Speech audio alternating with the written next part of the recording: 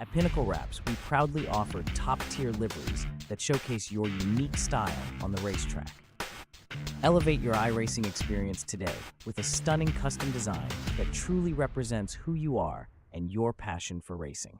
Rev TV brings the world of motorsports into your home with over 100 live race series such as MotoGP, IMSA WeatherTech Sports Car Championship, Extreme E, World Superbike, and the newly launched all-electric E1 series. From 2 wheels to 4, from land to sea, your destination is Rev TV.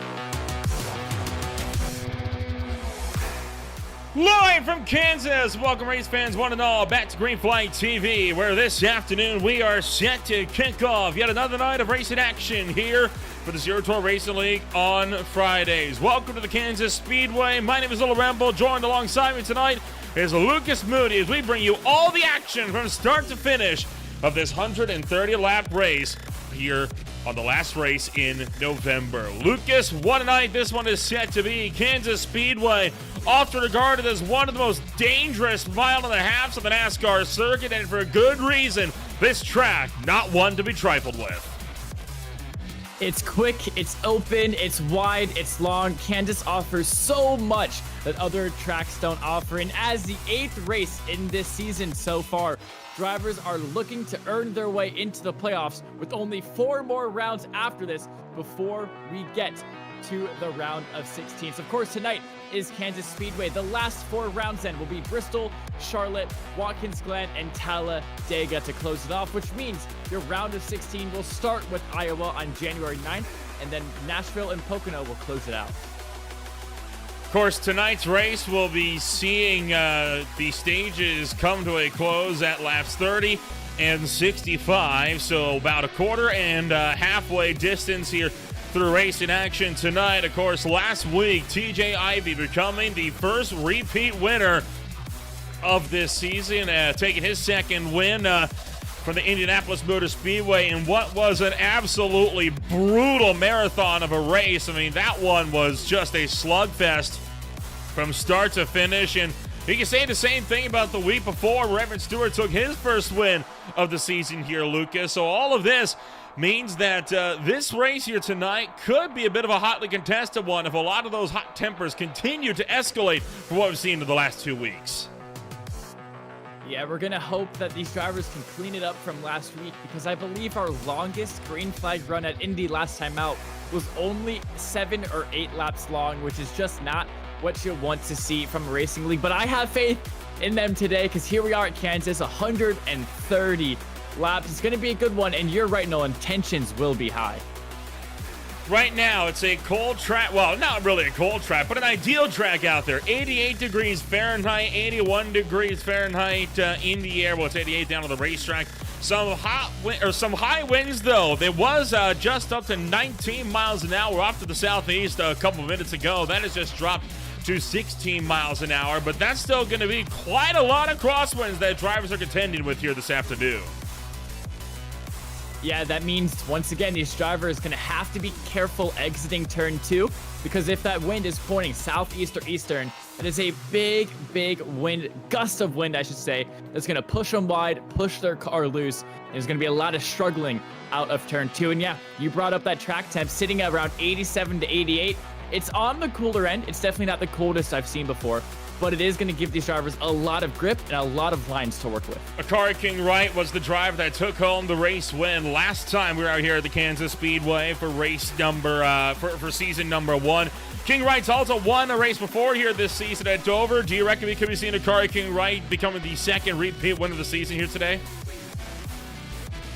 I mean, how I like to see it is if you've wanted the track before, it automatically registers in your mind as a track you like and a track you're good at. Even if it's not a track that you're the best at, winning at a track just gives you so much confidence when you return there in the future. Even podiuming can give you a lot of confidence. So same thing happened with me at Bristol.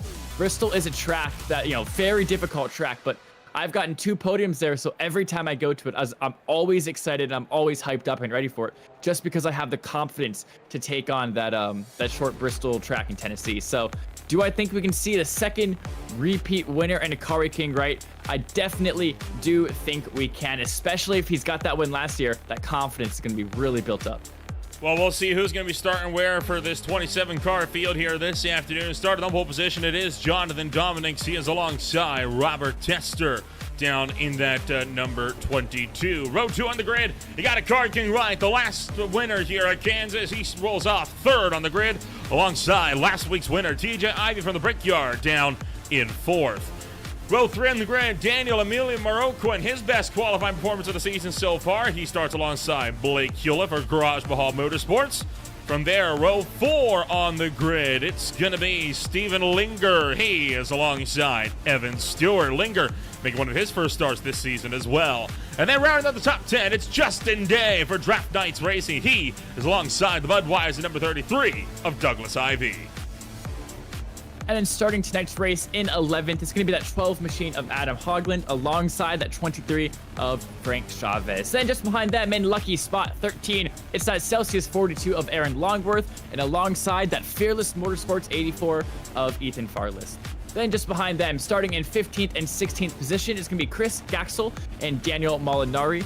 Then coming off the line in 17th position, it's going to be Dave Shively. And then in 18th position, it's going to be that 10 of Chris Mackey.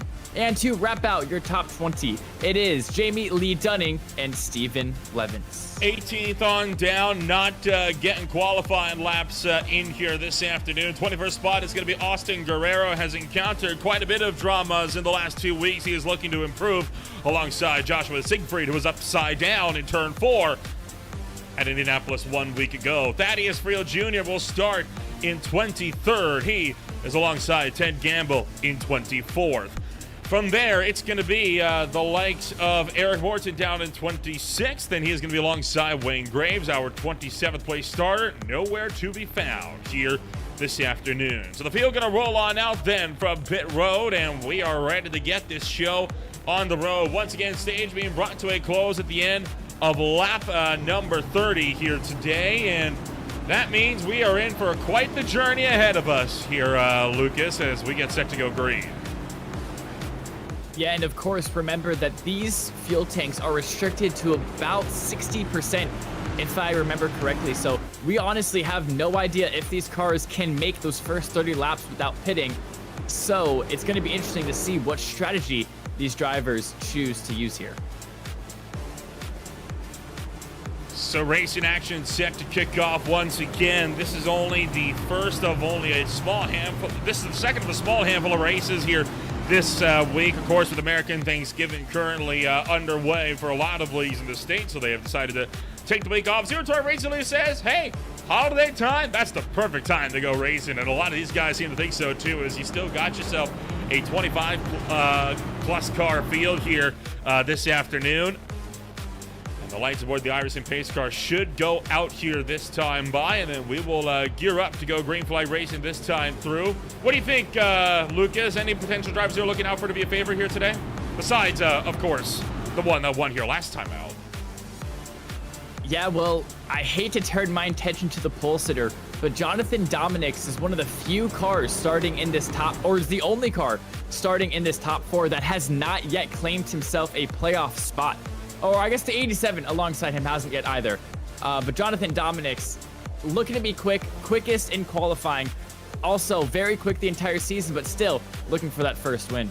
The other driver you got to watch out for is, let me make sure I don't, yes, Daniel Emilio Marroquin, starting this race in his all-time best 5th position in that number 13 machine. He's been slowly working his way through the field these past 3 races.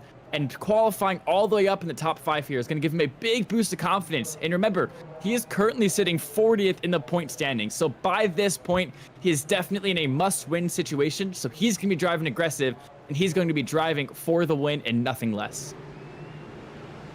Well, the field going to make their way through turn numbers 3 and 4, back to the front straightaway. And as always, we are happy that you're joining us for racing action here on this beautiful Friday night. The field going to work their way in to the restart zone. Time to get the party started. It's go, go, go in Kansas.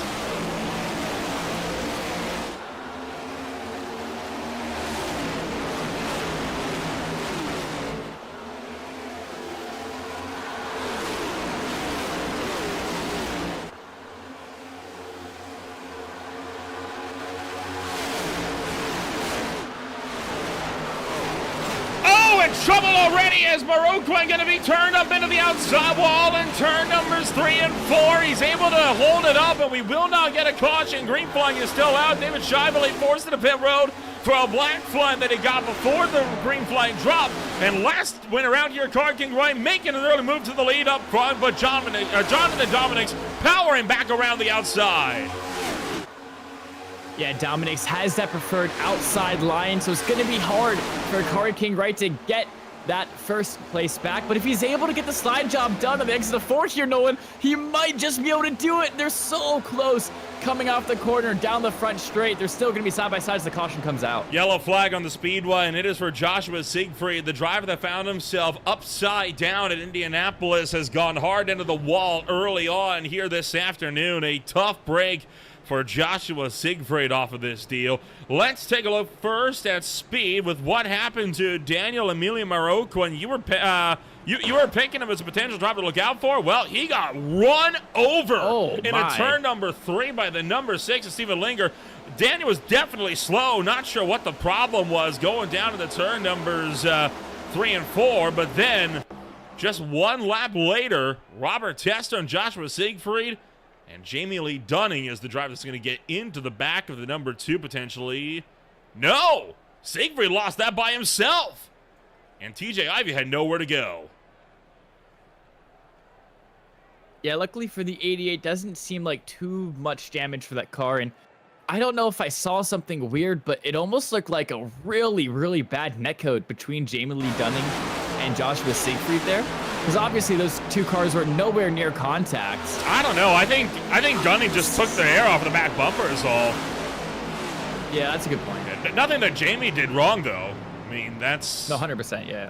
Yeah, I mean, Joshua Siegfried just going hard into the outside wall. A tough way to start off racing action here this afternoon, as a good host of drivers are now going to be brought down and into pit road. Well, and I say a good bunch. It's actually just going to be TJ Ivey and Joshua Siegfried right on board here with Ivey. This is what he saw.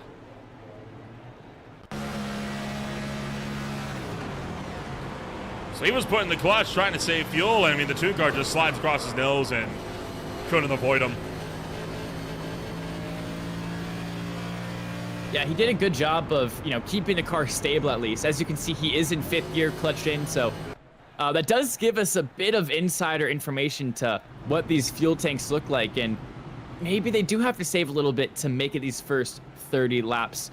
But yeah, he did a great job to keep the car straight, not, try to dodge out of the way of an unavoidable wreck, and keep that car pointed in the right direction.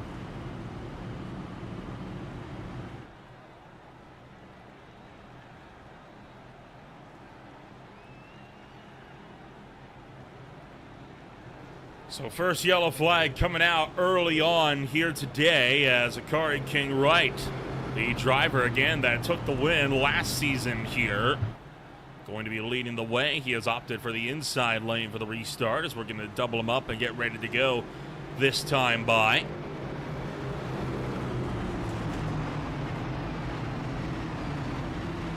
Jonathan Dominic's the pole sitters drop back to Saka. One driver to potentially keep an eye on, Douglas Ivey in that number 33, up 7 spots in just those opening 2 laps. He is on the move.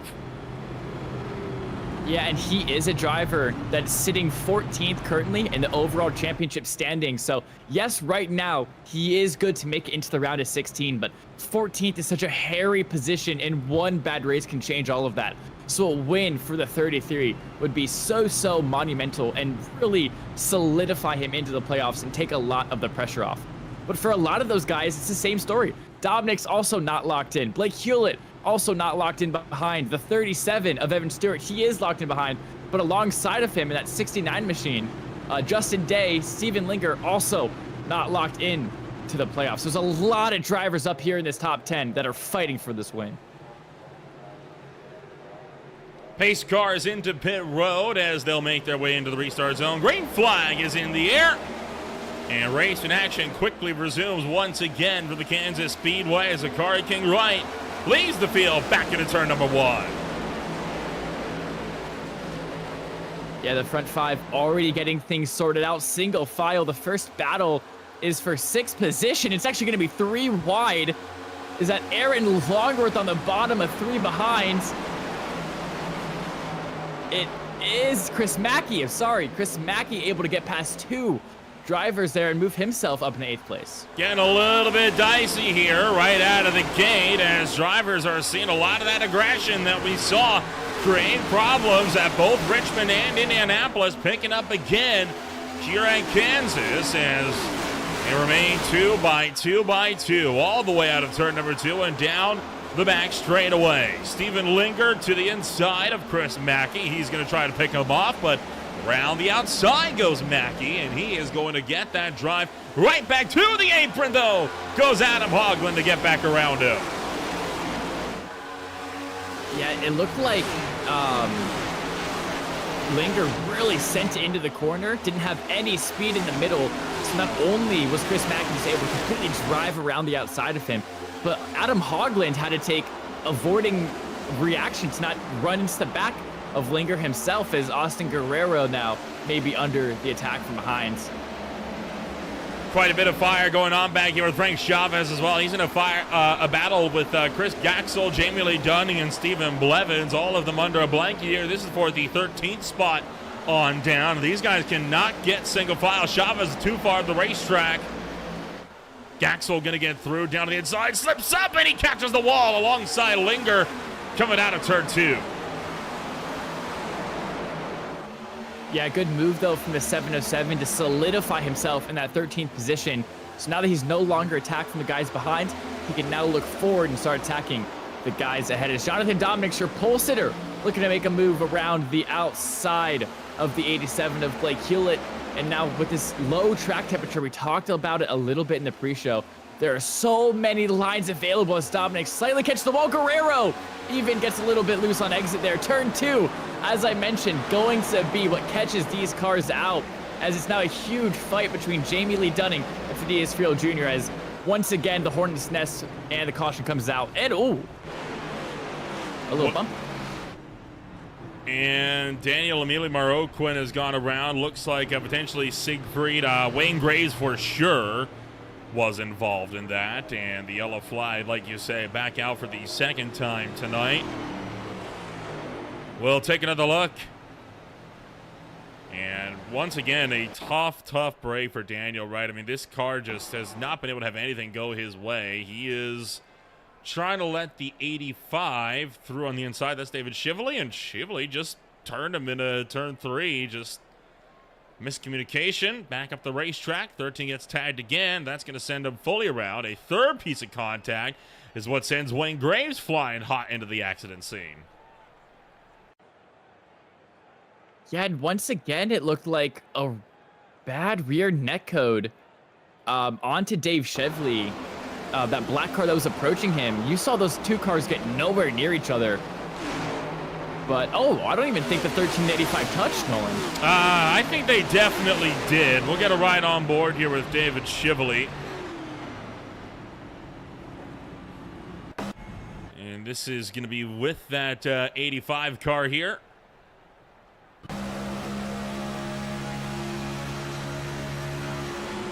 I mean... Oh, yeah, they did. Yeah. Kind of looked like Daniel couldn't pick a line, really. And Shively just didn't know where to go.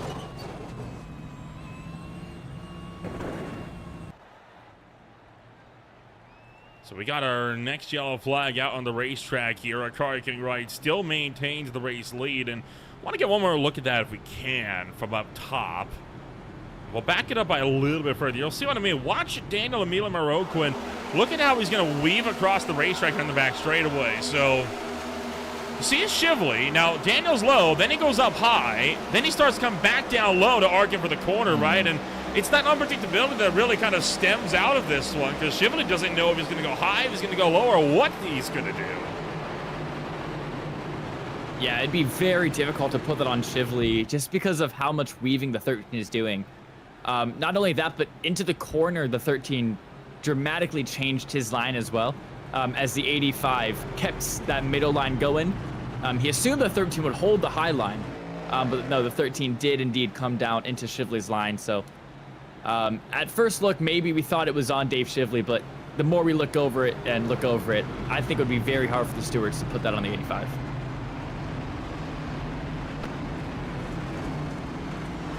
Lap 13 of 130, almost halfway home through stage number 1. Once again, that stage coming to a close at the end of lap 30, going on to 31. A Car King Right leads the way. Evan Stewart second. Douglas Ivey third. Hewlett, Dominics run fourth and fifth.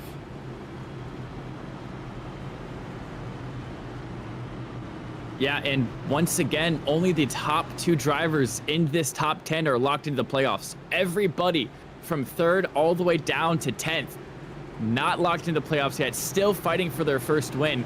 And even behind them, Jamie Lee Dunning, Thaddeus Farrell Jr., also not locked into the playoffs. So what it's currently looking like right now, 1st, 2nd, and 13th are your drivers that have a win so far this season. Everybody else from 3rd all the way to 12th looking for their win. Green flag up in the air. Evan Stewart, a bit of wheel spin up top. He beat a Car King Right to the line, but did not get pinged for jumping the start because the Car King Right just didn't get a good launch when he took off in the restart zone.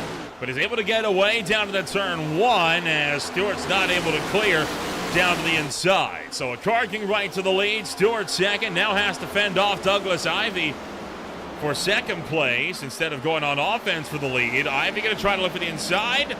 And Stewart has to lift. Here comes Ivey down low. Yeah, Ivey down low. Jonathan Dominics maybe looking even lower. But no, it's just going to be too wide into turn 1 they go. Evan Stewart has that preferred outside line. Douglas Ivey on the slightly slower, less optimal inside line. And because of that, he's going to be forced to slide in behind the 37. Douglas Ivey not going to give up easily, though. He looks to the inside, trying to pick off the spot here from Evan Stewart up top. You're right on board with Ivey as he tries to run him down, but he's also got Jonathan Dominics breathing down his neck, being a thorn in his side that he's got to worry about. 3 wide, deeper in the field, to enter turn 1. They're going to get back down to double. Yeah, looks like Tester on the inside of Justin Day, who's also simultaneously fighting with Austin Guerrero here. But they're still going to be 2 wide all the way down to the turn 3. Guerrero has now cleared this battle. Tester trying to do the same as well. He's got a nose now in front of Justin Day, but that outside line momentum is going to pick up, ramp up, and down the front straight. That 69 is going to have much more speed as Evan Stewart to the point. Getting alongside a Car King Right here, while a Car King Right sits up on the outside line. He's going to strategically let Evan Stewart through here and try to maybe see if he can have a look at him once again coming into the next couple laps or so. So Evan Stewart, the winner from Richmond Raceway 2 weeks ago, trying to see if he can become the second repeat winner of the season as well. But so far, Stewart's got that lead locked down. Yep, Evan Stewart won at Richmond, a Car King Right won at Dover. Both of the short tracks on the calendar so far is what these 2 drivers have won. Honestly, wouldn't expect to see them leading a big intermediate track like this, but here they are running 1 and 2 as Blake Hewlett now looking for the inside of Jonathan Dominic, seeing if he can pick up that final podium position, and he does with relative ease. Gets through while the Car King Right trying to look back to the inside of Evan Stewart through turn 1. Not able to get there that time by. He's going to try for it again. Sends one down the bottom. But it's not as big of a lunge as he needs. That inside line, not a lot of pace, and off the wall goes Evan Stewart. Nearly turns up across the nose of a car and getting right. That gives Wright all the speed he needs in a turn 3 to pull alongside. And he's going to get clear. And a brutal mistake from the 37 allows the 1 to take the lead back. The 45 and the 87 are still fighting for third behind as they're 3 wide. It looked like the Austin Guerrero in that 24 was forced in a 3-wide situation. They've gotten themselves sorted out, so we can now focus on the battle between Dominics and Ivy that has been going on for what it seems like 2 or 3 laps now. But Hewlett just now pulls ahead. Driving up and around here into turn numbers 3 and 4 and down to the tri-oval. Longworth, Tester, Guerrero, and more all fighting it out here down to the turn numbers 1 and 2. And Tester trying to hold on up on the outside line. Austin Guerrero down to the inside, and man! Aaron Longworth cutting off the nose of the number 22, sends it down low. Ted Gamble's got problems. He's slow on the back straightaway, slowing dramatically into turn 3, gets it pulled up and back up to speed, but something has happened to him. We'll check in with that more in a moment once this settles down, but right now it's a complete madhouse up front. Yeah, look at that, the 12, the 10, the 22, the 24, and the 42. You can throw a blanket over them. All 5 or 6 of those cars are so close together. Now Jamie Lee Dunning looking to get interested in this as well as he goes down the inside of Aaron Longworth. He gets the slide job done. Now it's we can turn to Austin Guerrero, who gets a massive boost of speed off of the corner exit, gets past Chris Mackey, now looking for the move onto that 12 machine. Or excuse me, now he's looking for the move onto Jamie Lee Dunning as well. You know, Jamie, so much happening here. Jamie Lee Dunning and Aaron Longworth splitting Chris Mackey as they came out of turn number 2 down the back coming down into turn 1 for the front straightaway. There we go, as Chris Mackey decided best option here was to just back out and not fight that one out too hard. Less than 10 to go in stage 1, and these guys are really picking up speed now in terms of this grudge match. Yeah, Austin Guerrero now looking around the outside of Hoagland. It's so close on exit. It's so close on entry. And now they're going to be perfectly side by side down to the turn 3. But it looks like Austin Guerrero is getting a little bit blocked from Douglas Ivy, who's blinking in and out of existence. So he's getting a little bit of dirty air from that 33 machine, which is going to make it harder for Guerrero to actually get the move done on Hoagland. Well, he'll keep trying. It's going to be 6 to go in stage 1, 5 to go at the line as Guerrero keeps fighting the outside. Douglas Ivy still up front, and Adam Hoagland weaving all over the racetrack down to the bottom side. A cover off the inside as Jamie Lee Dunning goes up top. Might have gotten a little bit spooked from the run that the 54 had. Yeah, but that aggressive move to the bottom actually puts him even more at risk from being overtaken by Jamie Lee Dunning because this outside line, once again... Hold on! Guerrero's around! Save it, save it, save it! Can they hold on to it? Still spinning, no! And up into the outside wall. Big crash on the back straightaway, a multi-car pileup. Austin Guerrero with a lot of damage. Thought for a moment they might have gotten out of that, and man, we still got cars piling in here at the back. And that is, I do believe, the big one over there in turn number 3 or 2. Yeah, it would have to be. And it was a wreck that was so close to being saved. I mean, even you were saying it like, this might not be a caution if Guerrero could just get his car straight in. But once the rest of the field caught up, they were just going too quick. Yeah, you see Adam Hoagland just chucked it in there trying to make the move. Guerrero was coming down for his line, and it just wasn't going to go to plan. And Guerrero gets spun. And then he stacks up into the 69 of Justin Day. Chris Mackey spins around. Look at TJ Ivy sliding down from behind as he's going to... Oh, man, that's a big impact into the wall. Siegfried collected again. Thaddeus Friel Jr.'s into it. Ethan Farless got involved. And then here you got Daniel Emilio Marroquin flying in with no brakes, and he careens right into an almost stopped 24.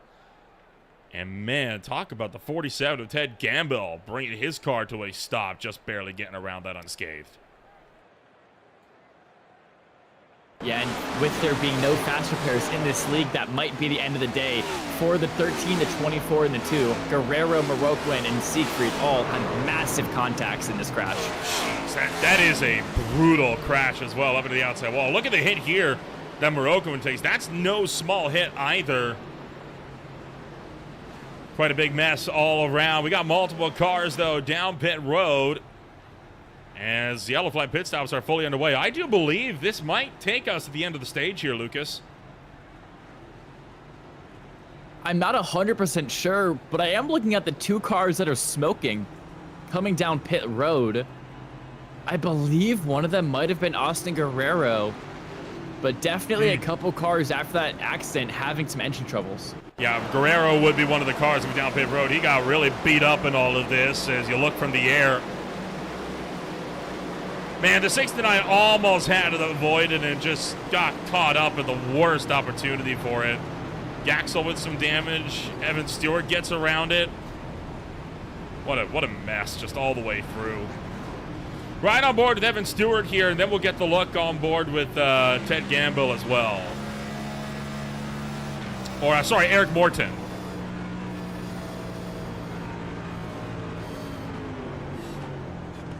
The smoke screen is so difficult to navigate through. And at that point, just slow her down and pick your way through. What else are you going to do, right? And then this is Ted Gamble and what he saw arriving on scene late to the accident.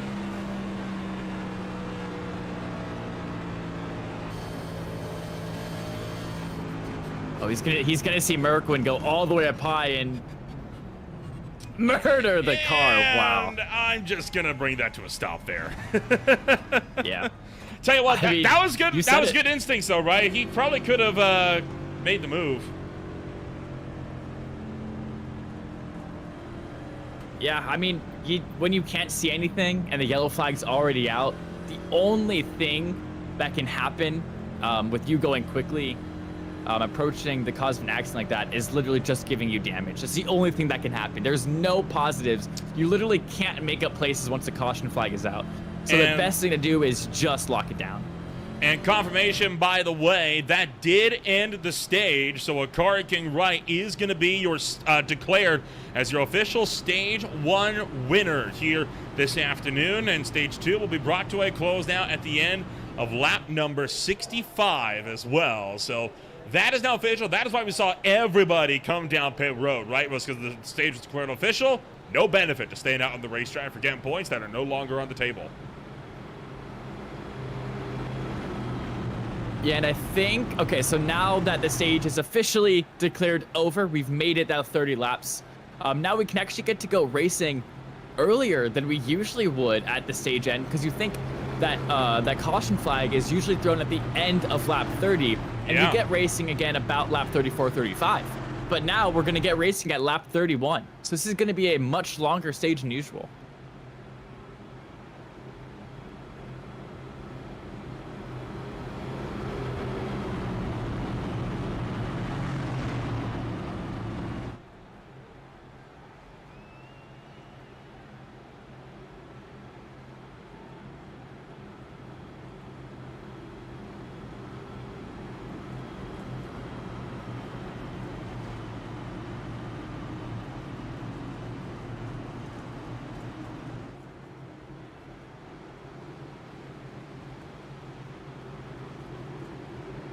So the field going to work their way into turn numbers 3 and 4. And once again, we are set to go back to race in action here this afternoon. End of caution flag number 3. And it's going to be a Car King Right jumping on the loud pedal, leading us to the green flag. Whoa, it's a great start from Douglas Ivey as he's gets to the back of a Car King Right already. They definitely coordinated that launch there. No way they didn't, right? You don't get that big of a jump unless you got someone in your ear telling you exactly what to do and when to do it. So a Car King Right and Douglas Ivey able to control the run up front while they're 2x2 deeper in the field. Yeah, that's exactly what happened, Nolan. I just did a quick check of the Discord calls, and they are indeed in the same call. So no doubt those two. Oh, hold on! Gets ran into. Oh, and Morton up into the outside wall. He just avoided the big one and now collected in a single car accident, but no caution flag, so we stay green. And the two Ivies now fighting it out. TJ gets past Douglas on that accord for second place. And now it's going to be 1, 2, 3 for those guys that are all in that car. Ivy Racing, 1, 2, 3 for Ivy Racing Incorporated. Starting lap 33, under 100 laps to go. And Robert Tester putting down the new fastest lap of the race with the Hunt Brothers Pizza number 22 Mustang.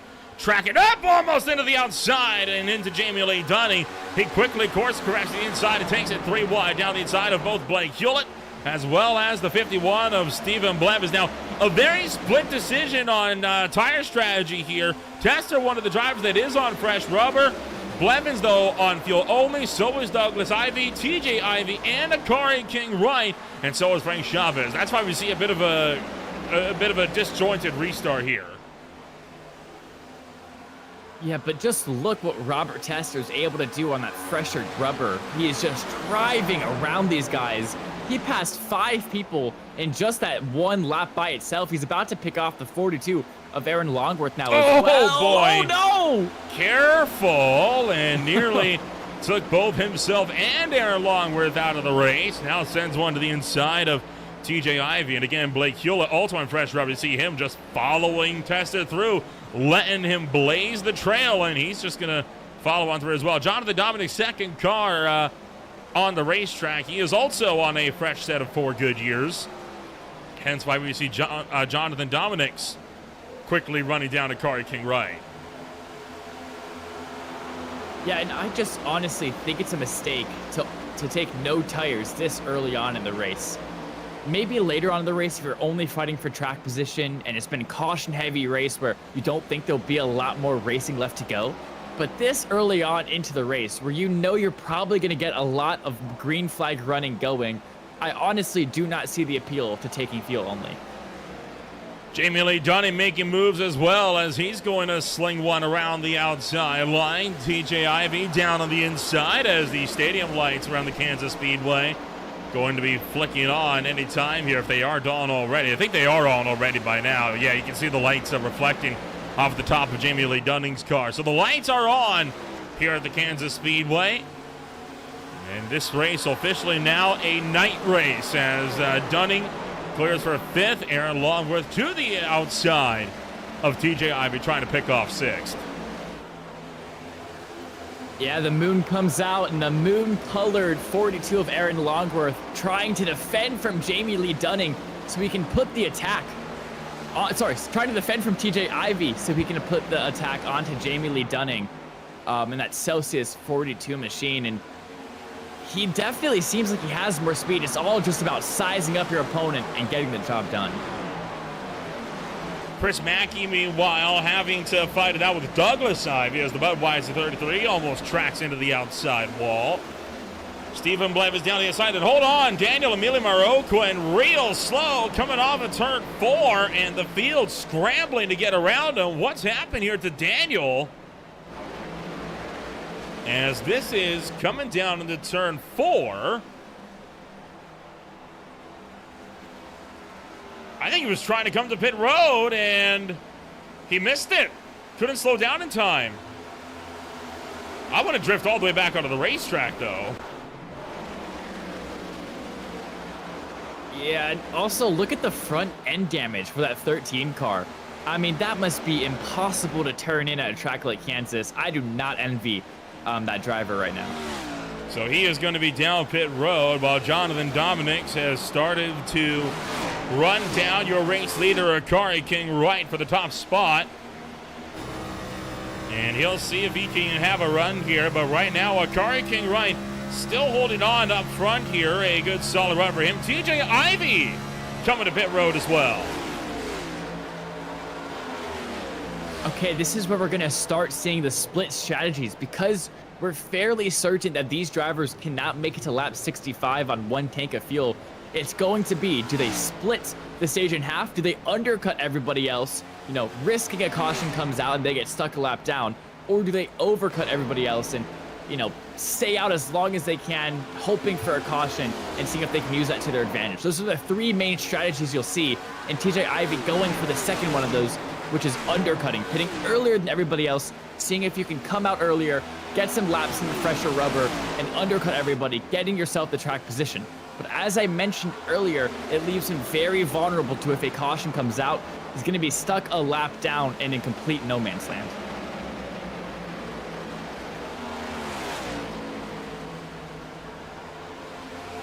So a car king right, sizing up a pass here, going up to the top to try to fight back Dominic's.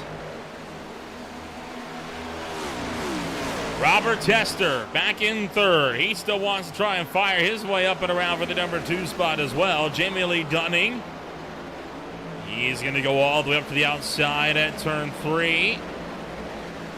And could Jamie Lee Dunning have a run going? Yes, he does. Look at this run from the Scott number 54 down to the inside of Tester and quickly secures that pass by the time they hit turn 1. Yeah, but do you think he sent it in a little bit too hard as Robert Tester looked to have a move, but no, not able to get it done. Actually slams the wall trying to get back around Jamie Lee Dunning, but I have a feeling this fight's not over, especially with the 54 going in the wall. Well, while we got this battle continuing to pick up here, we do have one driver standing by from that major crash that brought it into stage 1 here. Austin Guerrero joins us now in the broadcast booth. And Austin, a tough way for this race to end down for you, and I know you took some hard hits in that wreck. What happened from your perspective there? I mean, it was just hard racing between me and I think the 12. I kind of left the bottom open and he pushed, and there just wasn't enough room. I mean, I'm not even mad at that. It's just hard racing. So it's a tough way to go out, though. I know you've had a bit of a rough past couple weeks here in the Zero Turn Racing League. What do you think you're going to have to do to get out of this slump and start scoring some good points again? Apparently, I'm going to have to stay away from the 13 because we're wrecking for 15 to 20 seconds, and he just proceeds to kill my car. Well, there's still always next week, Austin, and we'll obviously wish you the best of luck. Next week, it's going to be a trip on out from the Kansas Speedway to our second short track race of the season at Bristol. What's going to be the game plan as we get set to conquer the last great Coliseum? Hopefully just going to try to get stage points and just race hard like I've been. That's the game plan from here on out. Just keep getting points so I can make the playoffs. Austin, thank you for joining us. Tough break out there, and we'll wish you the best of luck next week. Thank you. Austin Guerrero will be officially classified here, Lucas, as 24th after crashing in the big one on lap 28. That brought an end to stage number 1, and of course, you can tell he's a little bit upset at how things went. Can't say I blame him, right? I mean, that was a rough wreck for him, and it's just, 3 for 3 in terms of having bad weeks in a row while Jimmy Lee Dunning attacks Tester for third. Yeah, it's a really unfortunate way to end the race for Austin Guerrero, especially considering, Nolan, he is sitting 17th position in the standings, only 3 points off of 16th place. So he is literally 3 points off of getting himself into that top 16, but with the 24th here tonight, it's going to put him very, very far back, and it's going to undo a lot of the good work he's done so far this season.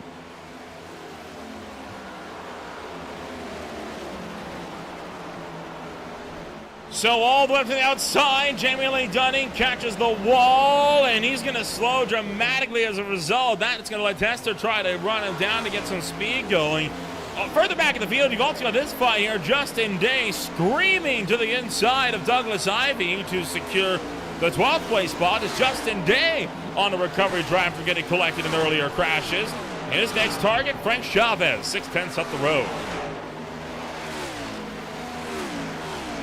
Yeah, Justin Day absolutely charging through the field right now. That car, he qualified well. He was running in the top 10 before those cautions.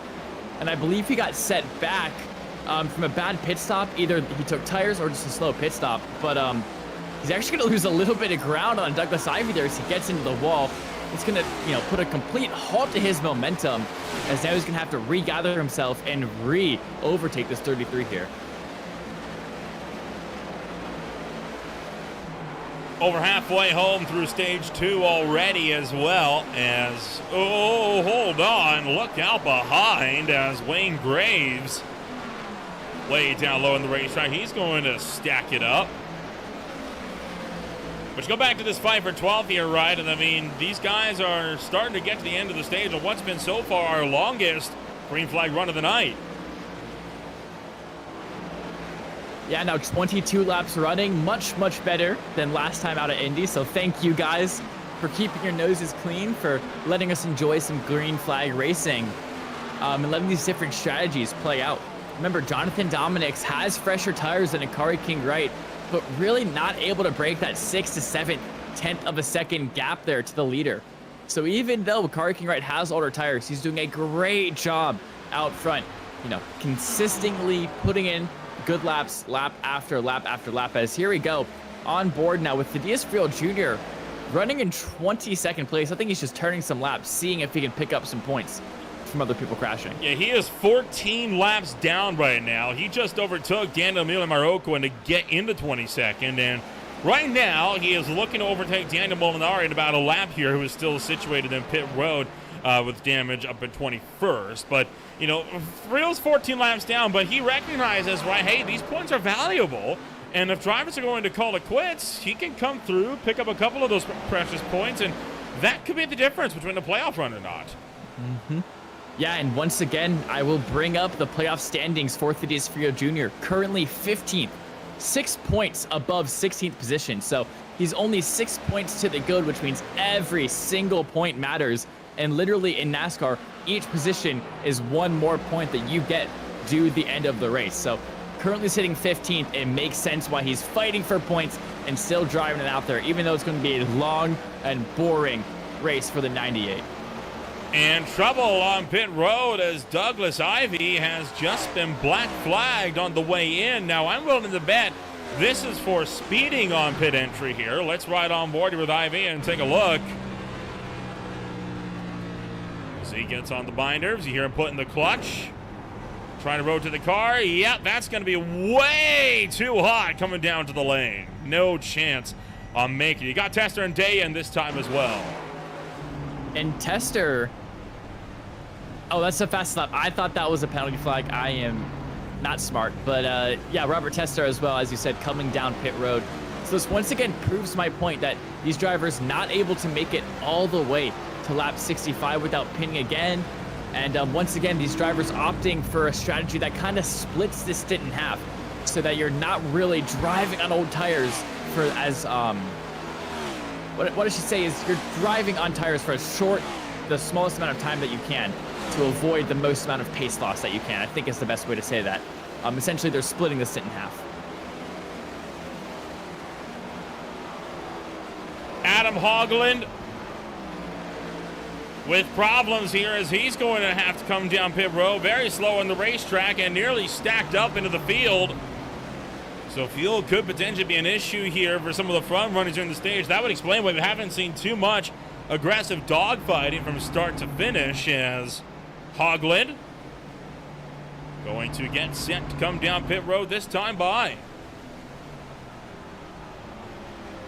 Yeah, so maybe I'm incorrect as now Akari King Wright from the lead comes in pit lane, the caution! And that's going to change everything. It's King Wright spinning in pit lane. But that wasn't the cause of the yellow, though. It was actually Joshua Siegfried up front there, and that will not end stage 2. We will go green before the yellow flag comes out once again. Oh, this is going to be a mess now of positions, with some people having pit 20 laps to go, some people just pitting, and some people having stayed out. The order of this field is going to get completely shaken up. So let's start this one at a time. Let's start with what we know, right? We know that Akari King Wright spun on the way into the box, and this is how that incident came about for the Luminary Concept #1 Mustang. Just lost the back end of that transition. Back end slid around on him, kept it off the inside wall, but ended up bringing it to a stop right in front of Eric Morton. And then this is what happened at the exact same time that Joshua Siegfried on the other side of the racetrack. On the outside of Chris Gaxel, that is, and just gets loose by himself. Exited 2. And that car just swung around on him, and you have to imagine that would be all that front end damage and some back end damage as well that's really hampering that race car, struggling to get that thing locked down.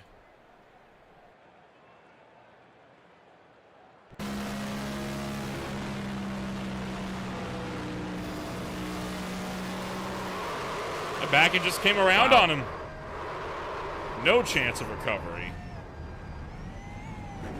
I mean, I think it's just the wind. I talked how the wind is blowing the back end of the car wide there.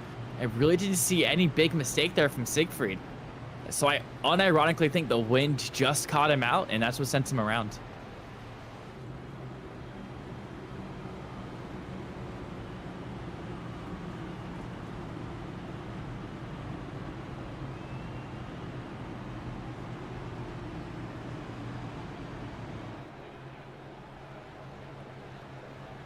So all of this, as the field is going to get set to go racing here once again before too long.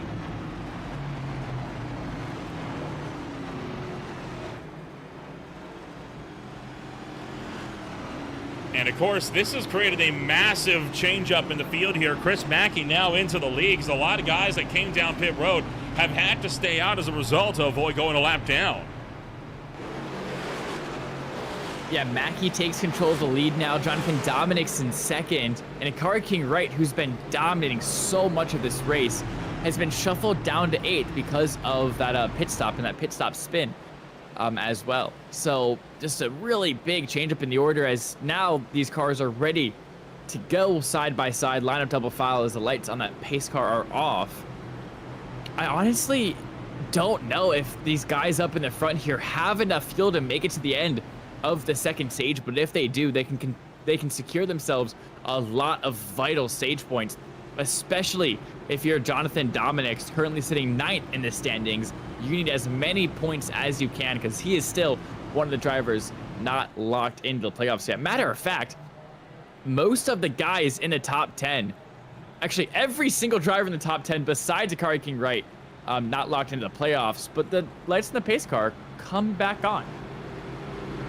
Well, that part doesn't surprise me at all, right? You got a lot of drivers here that are out of position, so they needed to get the extra lap or so here in order to, get the running order sorted properly, as is often the case when you get pit stops right in the middle of all of this. So the field is going to get set to go at it all over again, as the field is going to continue on. Yeah, and it's going to be a 3-lap shootout to the end of stage 2. Of course, that ends at lap 65, as we have said many times so far. And it's really going to be a big dogfight between these top 4 guys. Mackey, Dominic, Stunning, and Hewlett all going to be fighting for those vital 10 points you get from the stage win. And with only 3 laps to do it, I'm sure we're going to see a lot of aggression from those 4 drivers and no holding back. Giving that they can actually make it to the end of the stage on field.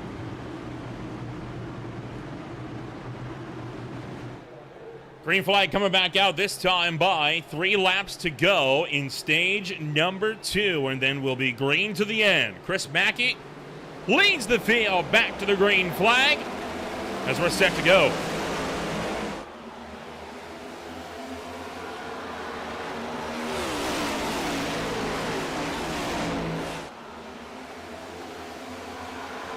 And Mackey gets a really good start ahead of Jonathan Dominic's, already pulling out to 1/4 of a second with the 45 on his tail. He's going to be trying to pull him in and really seeing if he can get this job done here. Double file all the way through the field as lap 64 of 65 here in the stage now underway. 2 laps to go here.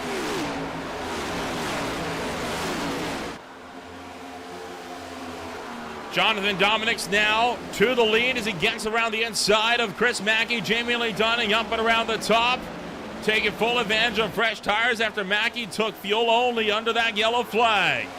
Dominics takes the final lap, this time by, and we got 1 lap to go in stage 2, and the caution flag is out, and that will end the stage as Daniel Molinari has crashed on the front straightaway. Yeah, what an anticlimactic end to the second stage. You hate to see it, but sometimes it unfortunately just happens. And Jonathan Dominics will be your stage winner, with Dunning and Mackey coming home in 2nd and 3rd at the end of 65. Coming home on this one, and it was Daniel Molinari just coming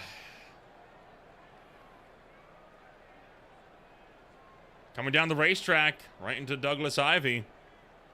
Wasn't clear. And that's going to spin him around up the racetrack, and he's going to tag the outside wall. So all of this, as we are now under the second stage yellow of the day, and Jonathan Dominics, the winner in stage number 2. We're going to take ourselves a step back. When we return, Racing Action returns on Green Flag TV. Stay with us.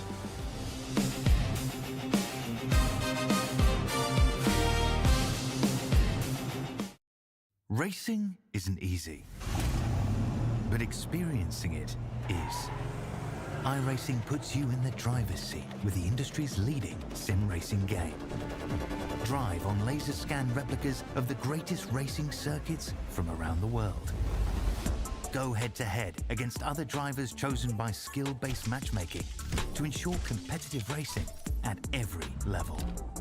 Compete across all your favorite series.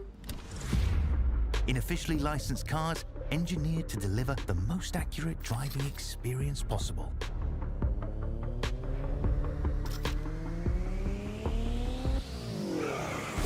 Join a race or host your own with players from across the globe. Race against the computer or in a league with friends. Feel the thrill behind the wheel. Visit iRacing.com. Rev TV brings the world of motorsports into your home with over 100 live race series such as MotoGP, IMSA WeatherTech Sports Car Championship, Extreme E, World Superbike, and the newly launched all-electric E1 series. From 2 wheels to 4, from land to sea, your destination is Rev TV. At Pinnacle Wraps, we proudly offer top-tier liveries that showcase your unique style on the racetrack. Elevate your iRacing experience today with a stunning custom design that truly represents who you are and your passion for racing.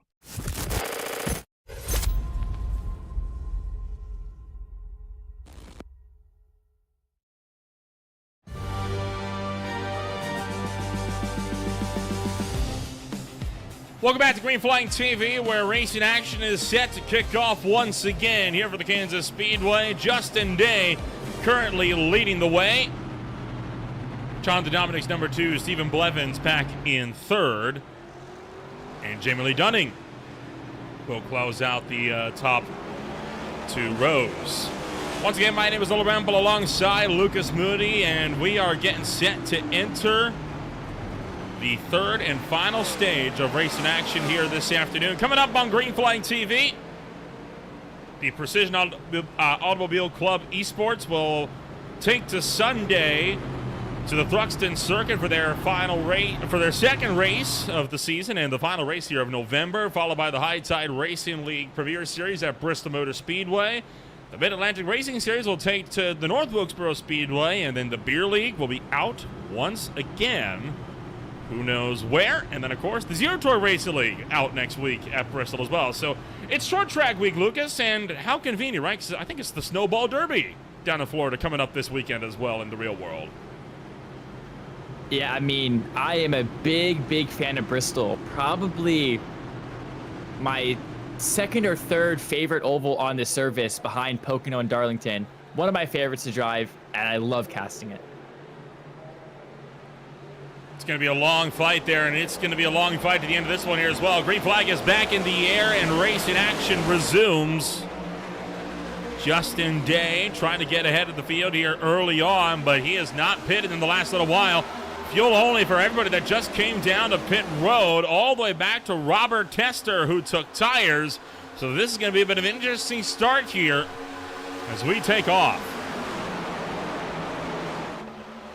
Yeah, you brought it up once again. Robert Tester, one of the only cars to take last pit stop, seeing if he can use that advantage to make his way through the field. But the person making their way through the field right now, Akari King Wright, looking very, very aggressive on the bumper of Stephen Blevins. He knows that one machine has pace, and he's trying to make use of it as quickly as he can. Down the back straightaway for the 70th time tonight. It'll be 60 laps to go, this time by at the line, as we are well past that halfway mark now in this race. 60 laps in this one, and Jamie Lee Dunning takes the fastest lap of the race. Yeah, that 54 just ripping the high line, carrying as much momentum as a lot of cars getting the wall. We're actually 3 wide. That's Adam Hogland on the bottom of that. Axel's able to get himself out of the middle, but he's still on the inside of Aaron Longworth. And they're going to stay 2 by 2 for all the way down the main straight as Hogland is looking for a gap to find some clean air. Meanwhile, Jamie Lee Dunning going around the outside of Justin Day, trying to pick up the win of this race.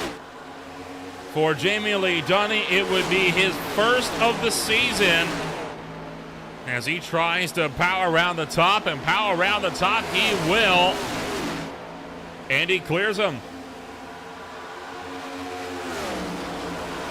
So now, yeah, Jamie Lee Dunning to the point of this race, getting past Justin Day. And now, as much as Day wants to try to fight that 54, he's going to have to turn his eyes to the car behind. Jonathan Dominics, our pole sitter, has been looking quick all day. And here he goes now down the inside into turn 3, the 45 on the 69.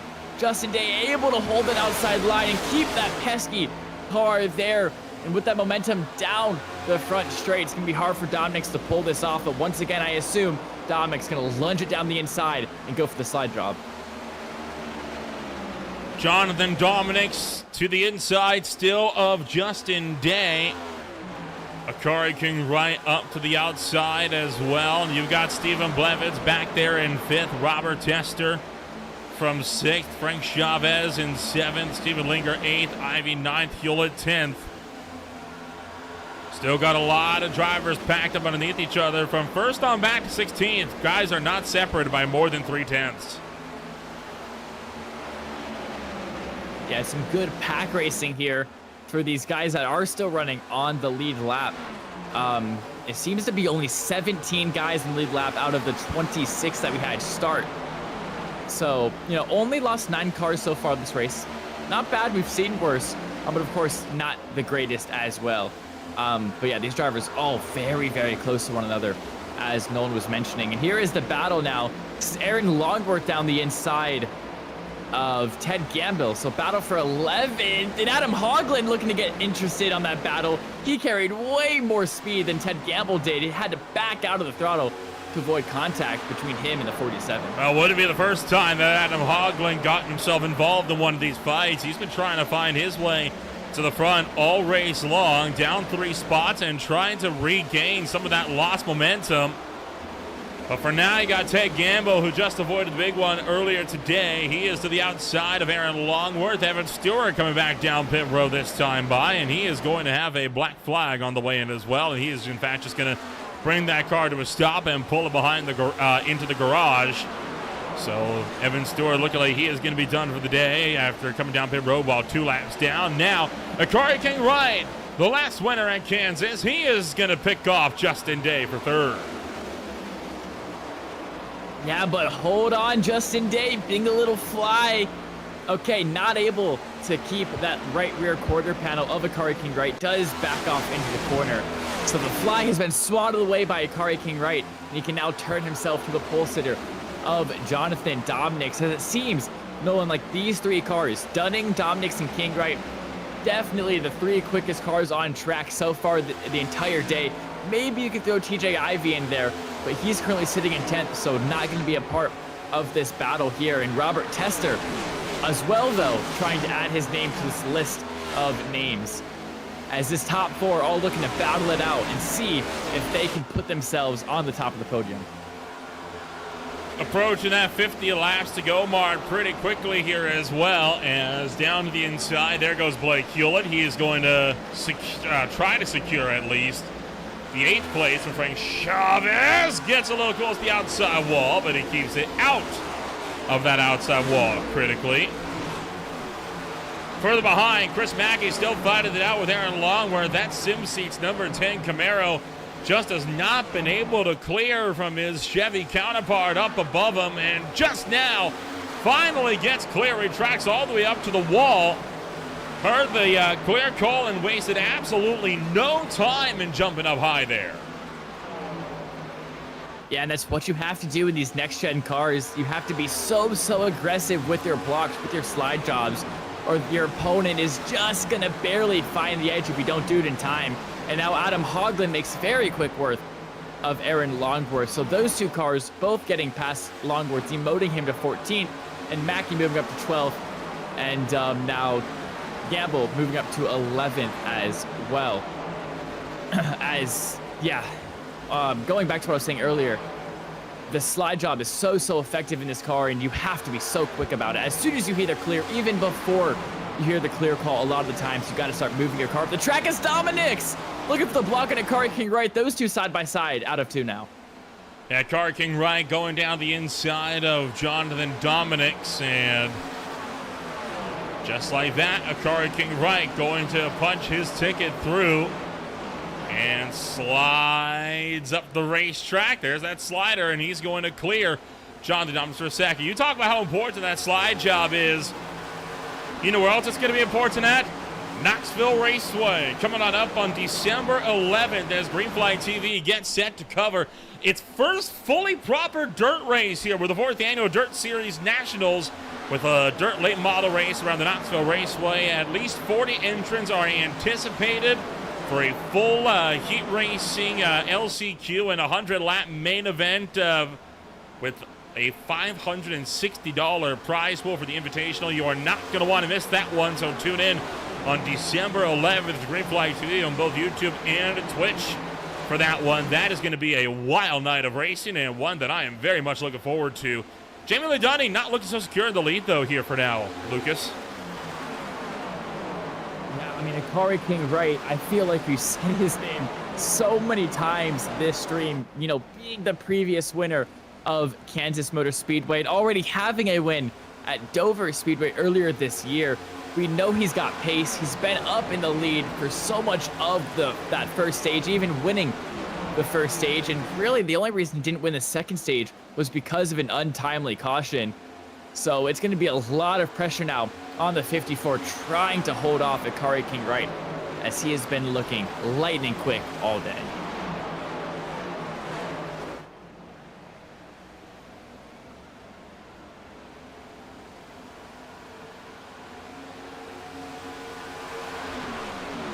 Robert Tester trying to make his way through Frank Chavez, and Chris Mackey powering on around the outside as Mackey going to clear up from Chavez down to the inside, and Hoagland nearly runs into the back of the 23 as they come out of turn 2. They hold firm for the time being, so Frank Chavez maintains that 12th place run. 44 laps to go. And Jamie Lee Dunning still unable to break away. Yeah, and I do expect some pit stops to be happening pretty shortly. Because with, of course, it being a 130-lap race, the last caution being at lap 65, it's when a lot of people pit last as well. Never mind pit stops. Akari King right now looking down the inside of Jamie Lee Dunning.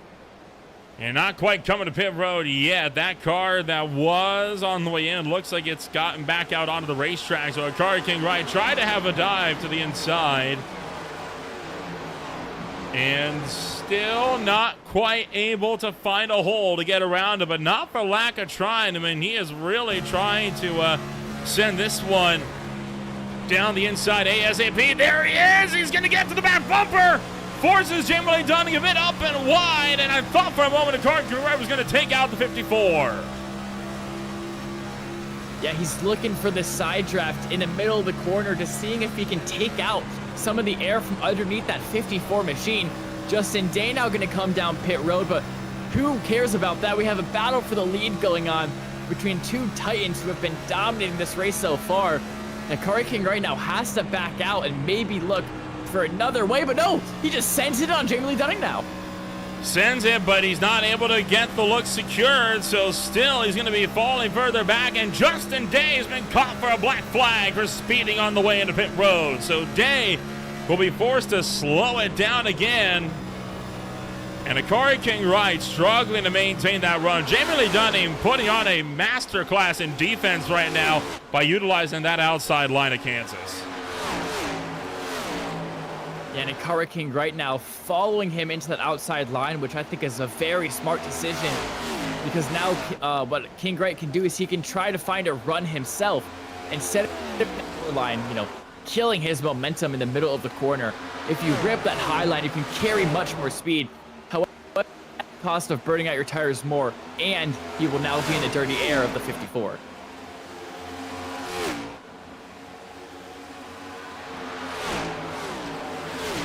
So the field going to continue to make their way on through. Jonathan Dominic's up to the inside now of Robert Tester, trying to make the battle here for third.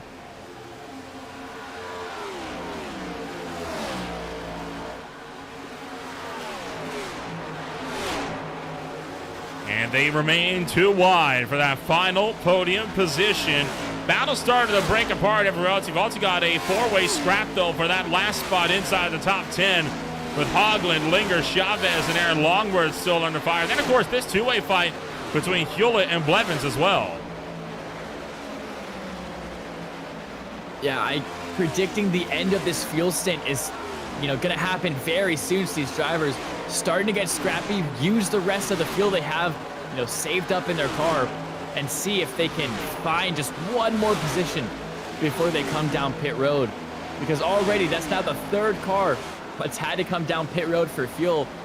And with, about 38 laps to go left in this race, I'm going to imagine a lot more cars going to have to come down pit road soon.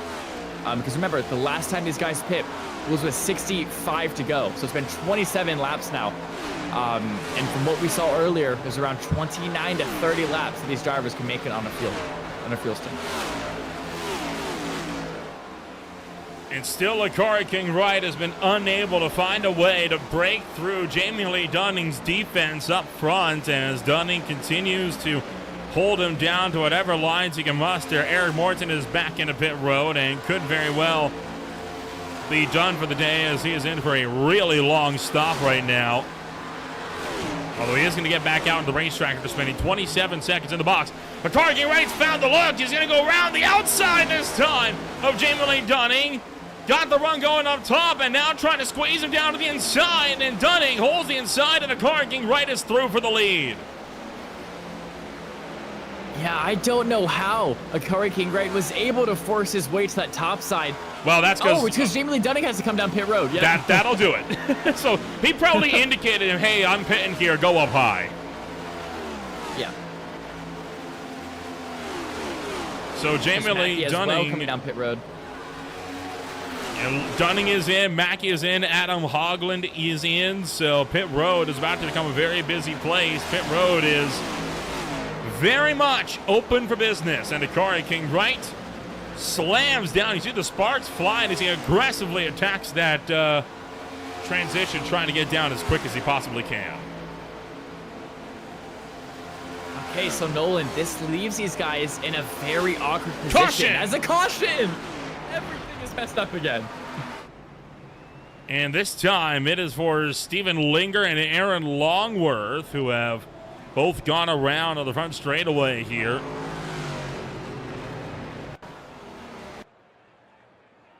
So Longworth was low. I think he was trying to come to pit road here. As we'll get a look here, he's going to slip back up onto the racetrack and can't hang around to that transition too much. You see the back end start to wiggle. But all's looking well here. Where did this happen? Did he just lose the back end on the way in and then spin back up onto the racetrack? I guess so. That's a weird one. Yeah, it's almost like he never really got that car fully stabilized from the transition back off of the apron, or back onto the apron, I should say. And yeah, we'll get a look on board. Will definitely tell us a lot.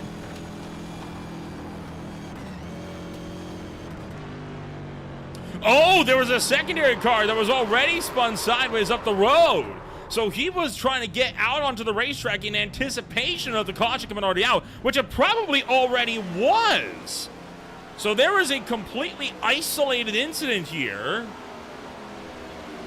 from drivers elsewhere on the racetrack. And right there you saw it. It was actually Stephen Blevins who spun around.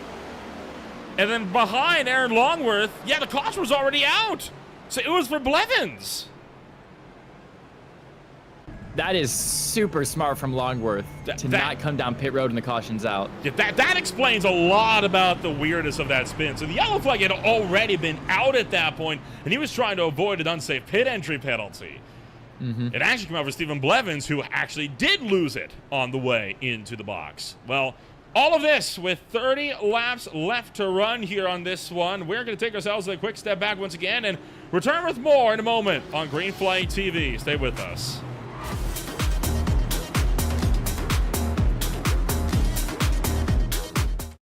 Racing isn't easy, but experiencing it is. iRacing puts you in the driver's seat with the industry's leading sim racing game. Drive on laser scan replicas of the greatest racing circuits from around the world. Go head-to-head against other drivers chosen by skill-based matchmaking to ensure competitive racing at every level. Compete across all your favorite series. In officially licensed cars, engineered to deliver the most accurate driving experience possible.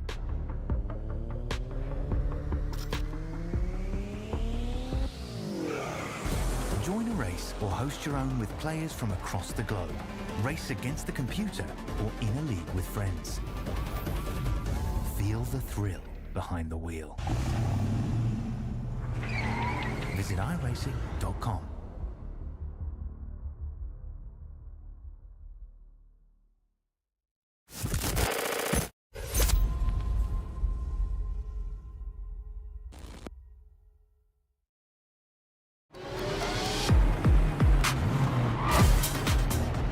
Welcome back to Green Flag TV. We're seconds away from returning back to Green Flag Racing here this afternoon on what has been a wild afternoon so far at the Kansas Speedway, and it's only going to continue to get more wild from here. 30 laps the distance, and Lucas, Robert Tester is in the lead.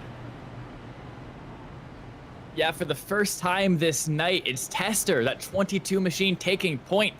As the lights on that pace car go back on, we're not going to be one to green. They're going to do one more lap around the beautiful Kansas Speedway. And of course, behind him, Jonathan Dominics and TJ Ivy round out your top three so far. And of those three guys, Dominic's your pole sitter, my pick to win at the beginning of the race, and the one driver in the top three not yet locked into the playoffs. He has a lot to drive for here tonight. He wants to bring that pink car down victory road so we can lock it in to the round of 16. And the lights aboard the pace car did go on briefly to once again get the running order sorted.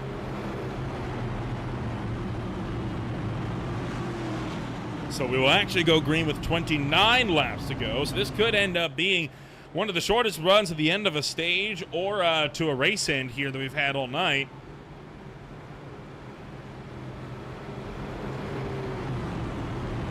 What do you think? Think we make it to the end of the race here? We've been getting some good green flag runs in here as of late.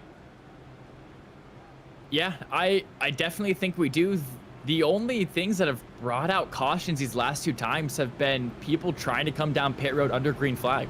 So now that there's no more pit stops, a 29 lap shootout to the end, about 14 and a half minutes of racing left to go. I think these drivers will keep it green. They're going to keep it steady, and they're going to give some good, hard racing. They're going to race aggressive because, of course, you know, it is the shootout for the end of the race. It is the shootout for the victory. But I think these guys can do it cleanly and still give us a show.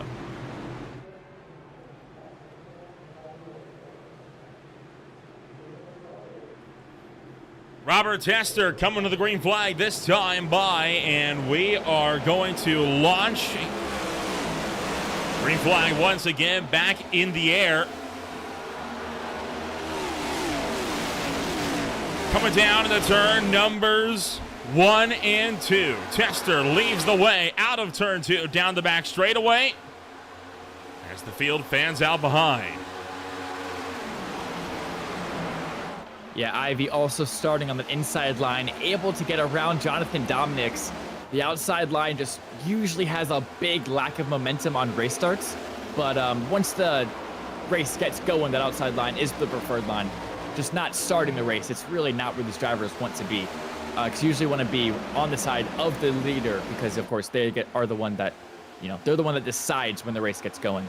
As Frank Chavez now looking for the inside of Ted Gamble, as we're 3 wide behind. Oh boy, Chris Mackey going for an aggressive launch inside of Blake Yola. That scares Yola up the racetrack into the path of Douglas Ivy. Ivy gives an 87, a shot to the shorts as they track out down the back right here, looking for 4 wide. And Wayne Graves pushes Mackey into the grass, spins him around up the racetrack and into the outside wall for both cars.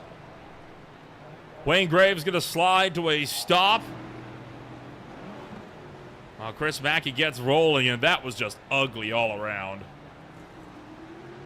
And yeah, I guess my prediction of making it to the end without a caution was unfortunately wrong, as 3 laps in, we're just a little too aggressive. Take a look here.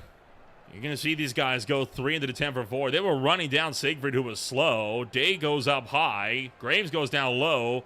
Mackey tried to go even further low, and Graves turns left and just runs the 10 into the grass, and likely a bit too aggressive from Mackey there on that, you'll have to guess. Then both cars going to slide up, and Graves goes front first on the outside wall, while Mackey's going to back it into the wall.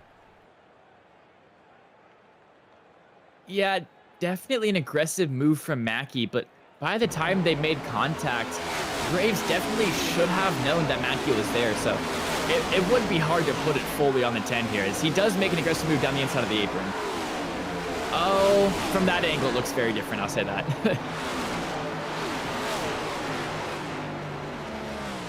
Going to be on board here with Mackey.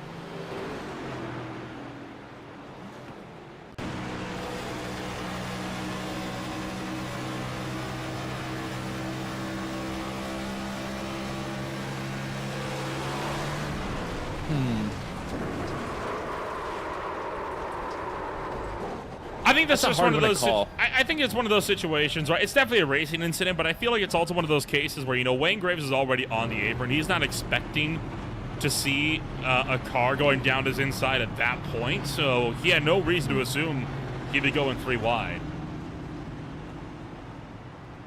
Yeah, that's why it definitely makes that one tough to call. Because, yeah, you're 100% right. If you're on the apron, you rarely see 2 cars simultaneously side by side on the apron.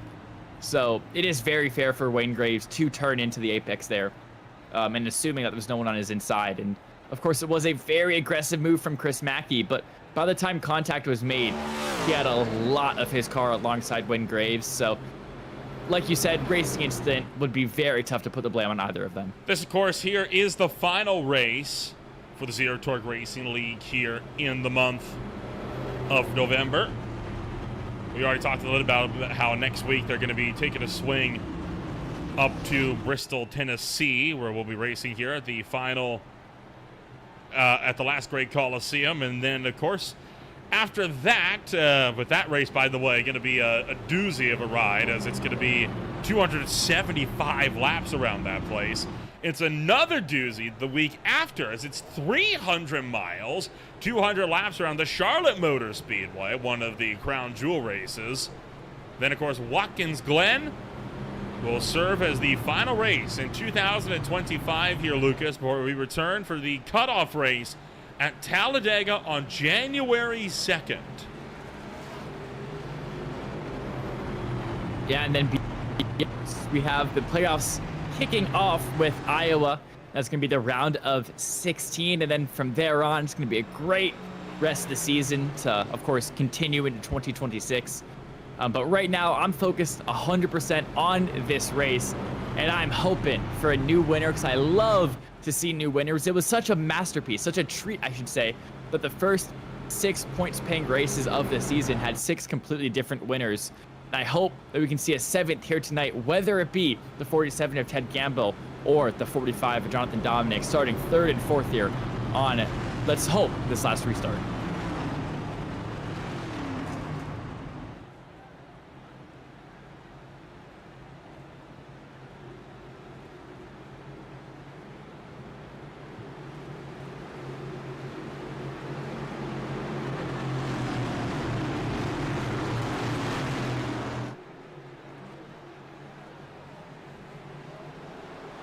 Green flag back in the air, this time by Robert Tester will lead the field back to the green flag. TJ Ivy to his outside, going to clear from Jonathan Dominics.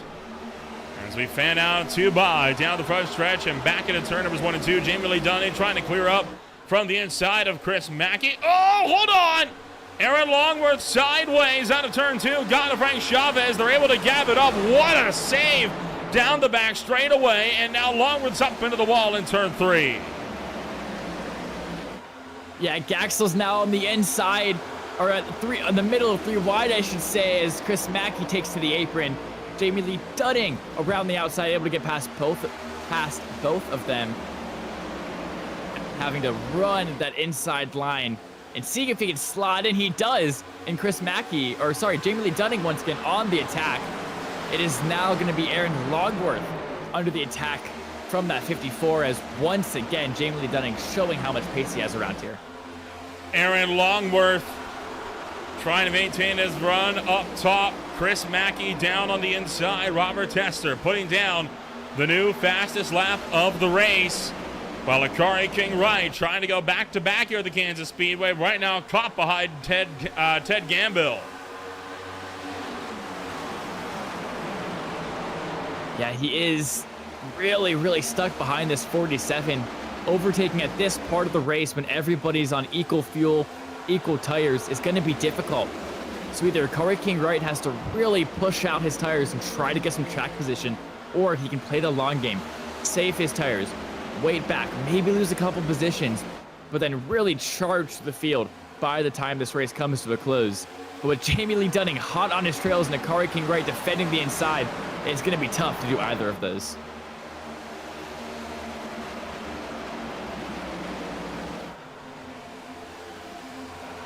$19 laps to go. As Jonathan Dominics putting TJ Ivy under fire. And the AC Delco number 88 tracking up to the outside wall. Dominics down to his inside. Dominics forcing Ivy up into the bad groove, and that's going to let Dominic secure for second place. Shrewd racecraft there from the 45 to maintain that middle groove and force Dominic's up and out, or force Ivy up and out of the way. Yeah, but remember, Dominic's fighting for his playoff berth. He does not yet have a win. Don't forget, so he's going to be as aggressive as he possibly can. He is not leaving anything out there on the track tonight. Because if something went wrong within these last couple races this season, and whoa, hold on, we have 2x2 actually. Ted Gamble able to go down the inside of TJ Ivy. He's now lost 2 spots in the span of 1 lap. And Akari King Wright still battling it out with Jamie Lee Dunning. This is all a battle for 3rd place, as these cars are really getting feisty now. 17 to go. Oh, Akari King Wright trying to track over the inside. Couldn't get to the inside, though, of TJ Ivy that time by. So tucks back in line, now goes for a massive dive. And this is how you got to overtake here at Kansas, right? Once that outside lane really starts to rubber, and you got to just throw it to the inside of a corner and just power through as if there's no one to your outside and just hope you're clear by corner exit. Yeah, you send it in, you turn the car in, you put the throttle, and you pray. You pray that there is nobody on your outside by the time you get to the end of the corner, because if there is, one of two things will happen. One, you're just going to straight up run him into the wall and ruin both your races. Or two, you have to slam on the brakes and get freight train from the guys behind. But Akari King Wright was able to clear himself by the end of the corner, gets that move done. Now looking for the inside of Ted Gamble. Jamie Lee Dunning looking for the inside of Chris Mackey, or TJ Ivey, sorry. And he is going to get that one done, but not without the over-under coming out from the 88. Ted Gamble up around the outside of Akari King Wright, trying to go for another spot up top here. King Wright down low. Can he secure third? Yes, he does. Only just, though, as he pushes up across the nose of Ted Gamble. Gamble tried to have a look to the inside. Wasn't able to achieve it. So Akari King Wright maintains that strong momentum, but he catches the outside wall. And here comes Jamie Lee Dunning now to the inside of Gamble. Okay, so once again, your four titans of this race sitting 1, 2, 3, 4. Once again, Robert Tester, Jonathan Dominics, Akari King Wright, Jamie Lee Dunning in that order have shown the most pace of everybody else in the field by far this race. And now, with 13 left to go, they get to fight it out. Granted, Jamie Lee Dunning can clear Ted Gamble, which he does. So now these four are clear to fight it out. Akari King Wright hot on the trail of Jonathan Dominics. Jonathan Dominics hot on the trail of Robert Tester himself. Jamie Lee Dunning up towards the outside wall here, and he's able to secure that run for himself. Dunning running fourth, Gamble back in fifth. And they'll remain in that battle for the fourth and fifth place spot. Side by side is Blake Hewlett and Chris Mackey, as Mackey up to the top. He's able to maintain that side by side with Blake Hewlett coming down to the turn 3. And now looking to pinch him down to keep Blake Hewlett from being able to get a run going to the inside of 4. And still they're 2 by down the tri-oval. Yeah, Hewlett, remember, he started this race in second place, currently running in 8th, or trying to see if he can fight his way up to 8th. Because he knows he has a lot of pace in his car, at least in qualifying. Just when it comes to the race, he fell back, and he's still going to fall back to 9th, as Mackey is not letting him have this 8th place with ease. But I'm sure that Frank Chavez is giving him dirty air, definitely not helping at all either. Blake Hewlett down to the inside line. Chris Mackey still maintaining that outside run. These guys have not been able to break away from each other. They've been side by side for about 3-4 laps now. And this fight not showing any signs of breaking away anytime soon. Finally, Chris Mackey wins out and forces Hewlett behind him. And just in the nick of time, because Akari King Wright has caught Dominics and is trying to make a run. Yeah, of course, your 2 stage winners so far. Akari King Wright, of course, winning that first stage. Jonathan Dominics winning that second stage. Both of these guys have a lot of pace, but Akari King Wright, at the moment, looking like he has the advantage. Whether it be he saved tires better, whether he's on fresher sets of tires, or whether he straight up just has more pace, as Justin Day making an unscheduled pit stop.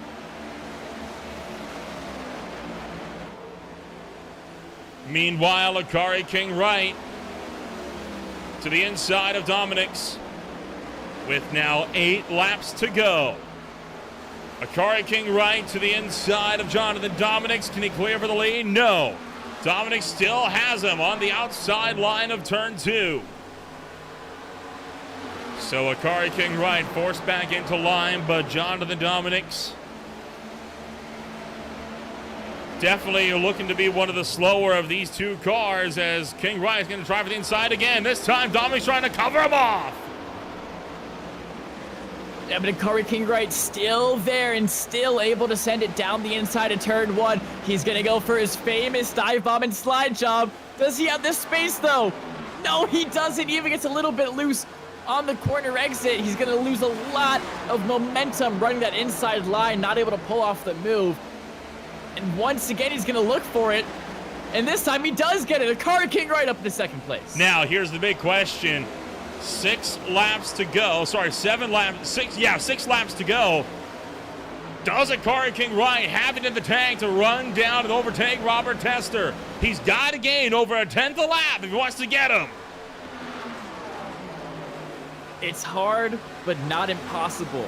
With the pace that a Car King Right is currently showing in that one machine, he definitely could be able to pull up to Robert Tester, but he's going to have to be perfect every single lap from here on out. And Nolan, it's a tale as old as time. Catching somebody is one thing, but passing them is a completely different thing altogether. The gap going to close to about half a second there as they come off of turn number 2. A Car King Right continues to hound the back end of Robert Tester. Tester watching his mirrors. King Right closes to under half a second with 4 laps to go. Okay, he's doing it. The 10th lap he has to gain. He is finding it. Now with 4 laps to go, it's about 0.4 of a second, give or take a few hundredths. But I mean, it might still not be quick enough, because even if he gets to 0.2 behind Robert Tester, it's so much dirty air. He's going to lose so much pace.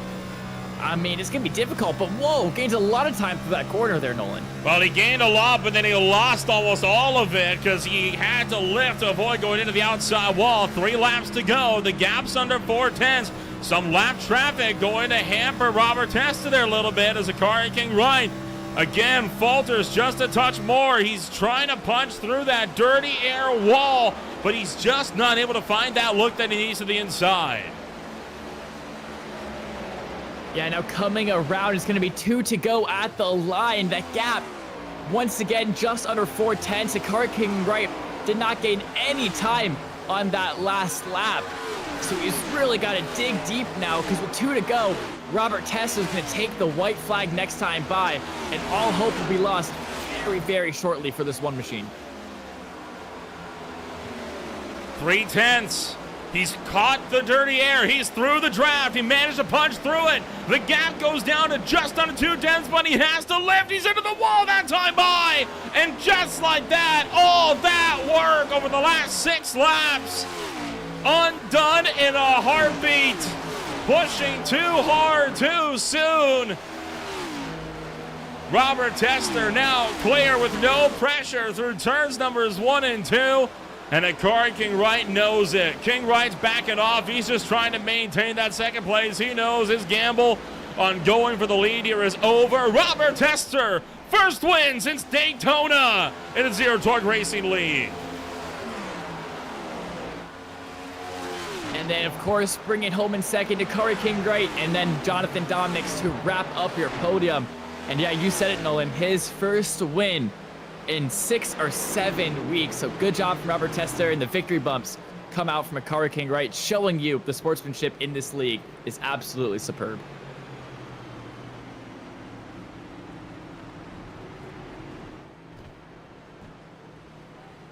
And the fireworks shoot off over the Kansas Speedway, and boy, what a ride that we saw here this afternoon. An absolute slugfest from start to finish, but we saw a very well-deserving winner here at the end of this one, as Robert Tester is going to burn it down, deservedly so, in the Tri-Oval. Yeah, and now only your second repeat winner of the season. Of course, we've mentioned it twice already.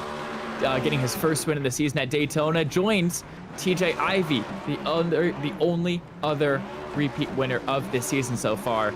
And that's got to feel good. He's also the championship leader as well by a massive amount of points. So Robert Tester really showcasing a lot of dominance.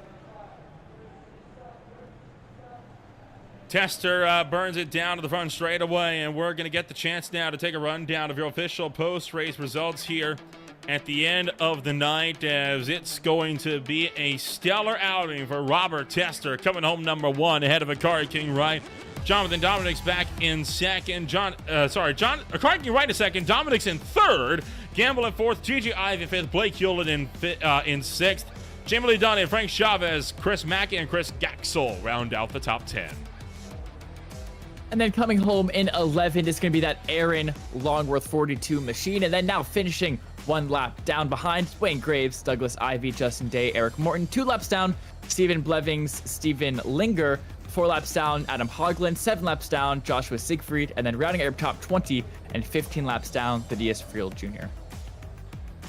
Daniel Molinari failed to finish this race as well. He is down in 21st alongside Daniel Emilio Morocco and Evan Stewart, Austin Guerrero, Ethan Farless, and Dave Chivoli will close out the field here this afternoon. All of that takes us to the close of racing action here this afternoon, as it's going to be Robert Tester, the driver that comes home number 1 here today, and we'll get the chance to give a chit-chat in here with the driver that comes home number 1 this afternoon. And Robert, your first win since the season opener here at Daytona, but boy, Akari was giving you everything there in the final laps. Talk us how you felt after you saw him dropping back after he struck the wall. Oh, man, a sign of relief. Maybe 2 or 3 more laps, he runs me down and probably passes me. I've never really been strong at Kansas, so this is a big, what do you call it, motivation? I don't even know. I can't think. It's just a big boost of confidence, really. Well, we struggled here. Well, you're able to take a walk-off here today, and definitely a strong run for you. Qualified second, and were able to maintain a run up front for much of this one. A lot of green flag runs, a lot of strategy came into play as well, with cautions coming out right around the pit stop windows. How did that shake things up for you? Well, I got trapped. I think one of the, I think it was like stage 2, or I can't remember. I got trapped and had to do a wave around and had to start in the rear. Yeah, to finish out stage 2. Then I was lucky. Everyone pitted in front of me. Then I got lucky, and caution came out, and everyone else had to wave around. So nothing but luck tonight. I think Dominic's, Akari, Jamie Lee, they all had faster cars than me, but just got lucky and just used the dirty air to win. Looking forward now, Bristol Motor Speedway is coming on up here. What do you think is going to be the game plan here for that Hunt Brothers Pizza number 22 come Tennessee? Oh man, just staying out of the crashes. That's the biggest goal. Let's be there at the end, and we got a chance. Well, we'll wish you the best of luck when we go racing once again. Congratulations on taking home number 1 for the 2nd time this season, and we'll see you next week in Bristol. Oh yeah, thank you guys. You guys have a good night. Happy late Thanksgiving. Robert Tester comes home number 1 here this afternoon, and Lucas, it's the driver that gave it everything in the final laps. Akari King Wright comes home number 2. Yes, welcome to Akari King Wright. How's it going?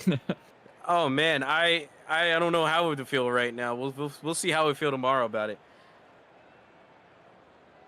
I mean, yeah, great job on the stage 1 win. Great job in the 2nd place. And we saw you were pushing every single ounce of pace you could find in that one machine to try to catch Robert Tester.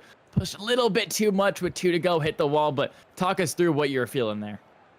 It felt great. I mean, you know, the boys, man, they know how to make a 1.5 mile car, and every time we go to the tracks like these, we just seem to find speed. So just to not put it on pole, but lead the lap, first lap, second lap, go through the caution cycle, and basically dominate the first stage. You know, it sucks to not put this one car into victory lane, but you know, props to Robbie there. He did a really good job of aero blocking.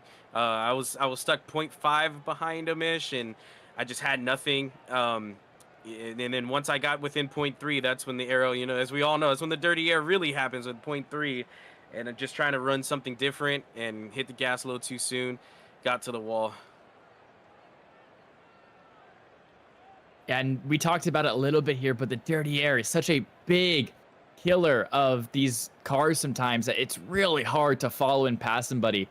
Do you want to talk anything more about the dirty air? Yeah, for this one car and this team, you know, the IB Racing, we found a way to drive around the dirty air. So the dirty air really had no problem with me, especially in the second stage. You kind of saw how I started, or even here on the last stage, I started 8th and I made my way all the way back to 2nd, you know, going through the dirty air. So dirty air does play a factor, but you have to know how to drive the car. And here in IB Racing, we know how to drive. All right, and looking forward to Bristol, 275 laps around there. What's your thoughts on it? You hate it, you love it, you kind of like it? What are you thinking? You know, you like those short tracks, but if we talk about dirty air, I haven't figured out the dirty air at Bristol. It's just too small. But I want to say thank you to the guys, man. Ivy Racing, the teammates today. Jonathan Dominics, I moved him twice, just trying to get around him, and I appreciate him for not giving it back to me. But I will be expecting it at Bristol, right? Robbie Tester, I mean, he just got really lucky with that caution to get it to the win. So we have one win on the season. This is a great point day. Finally, our second race this season that we finished. So finally have had some points here, but it's not a win. We'll try to get it next week. All right, well, thank you so much for joining us. Thank you. All right, and that was your second place finisher, Kari King Wright, and Nolan now has caught. I certainly have caught up here with Jonathan Dominics, the driver that comes home number 3 here this afternoon for the Keystone Motorsports Group. Jonathan, you started this race from pole position. The race win wasn't meant to be here this afternoon, but you still had a good run of it. We're up front all day long, and you come home third with a clean race car. How does it feel? Yeah, I'm happy with third place. It was fun racing a car and Robert there, man. I'm sweating after that.